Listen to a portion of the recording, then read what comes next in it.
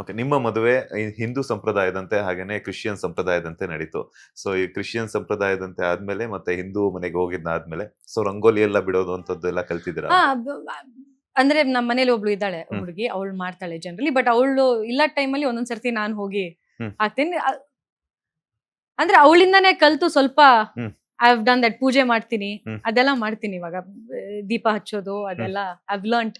ಅಂದ್ರೆ ನನಗೆ ಜಾಸ್ತಿ ಡಿಫ್ರೆನ್ಸ್ ಯಾಕೆ ಗೊತ್ತಾಗ್ಲಿಲ್ಲ ಅಂದ್ರೆ, ನಾನು before marriage also though I was a Christian sir, ನಮ್ ಮುಹೂರ್ತ ಎಲ್ಲ ಟೆಂಪಲ್ ಅಲ್ಲೇ ಆಗ್ತಿತ್ತು. ಸೊ ನಮ್ ಸಿನಿಮಾ ಮುಹೂರ್ತ ಆಗಿರ್ಲಿ, ಇಲ್ಲ ಕುಂಬಳಕಾಯಿ ಲಾಸ್ಟ್ ಡೇ ಆಫ್ ಶೂಟ್ ಆಗಿರ್ಲಿ, ಆ ದಿನಾನು ಟೆಂಪಲ್ಗೆ ಹೋಗ್ತೀವಿ. ಅಂಡ್ ನನ್ನ ಅಕ್ಕಪಕ್ಕದಲ್ಲಿ ಇದ್ದವರೆಲ್ಲ ನನ್ನ ಹಿಂದೂ ಫ್ರೆಂಡ್ಸ್ ಆಗಿದ್ರಿಂದ ಇವಾಗಿಂದಲ್ಲ, even when I was in school, even in college, I used to go to temples. So ನಂಗೆ ತುಂಬಾ ಜನರು ಇದು ಕೇಳಿದ್ರು ಆಕ್ಚುಲಿ, ನಿಮ್ಗೆ ಆ ರಿಲಿಜನ್ ಡಿಫ್ರೆನ್ಸ್ ಒಂದೇ ಸರ್ತಿ ಒಂದು ಕ್ರಿಶ್ಚಿಯನ್ ಮನೆಯಿಂದ ಇಲ್ಲಿ ಬಂದು ಇಲ್ಲಿ ಪೂಜೆ ಇದು ಅದು ಡಿಫ್ರೆನ್ಸ್ ಆಗಿಲ್ವಾ ಅಂತ.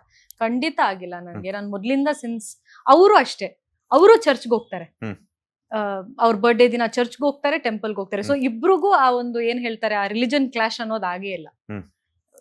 ಬೆಳಿಗ್ಗೆ ಎದ್ದು ಅವ್ರು ಜನರಲಿ ತರುಣ್ ಅವರೇ ಪೂಜೆ ಮಾಡೋದು, ಬಟ್ ಅವ್ರು ಇಲ್ಲಾದ್ರೆ ನಾನು ಪೂಜೆ ಮಾಡೋದಾಗಿರ್ಲಿ, ದೀಪ ಹಚ್ಚೋದಾಗಿರ್ಲಿ ಅದೆಲ್ಲ ಮಾಡ್ತೀನಿ.